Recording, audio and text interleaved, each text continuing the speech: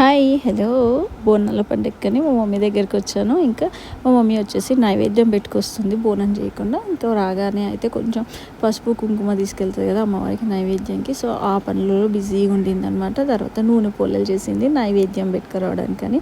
అదంతా అయిన తర్వాత ఇంకా లంచ్కి వచ్చేసి మటన్ కర్రీ, చికెన్, ఇంకా బగారా రైస్, పూరి, బజ్జీలు అలా చాలా వెరైటీస్ మంచిగా తినేసి బోనాలు అయితే చూస్తున్నాం ఇక్కడ.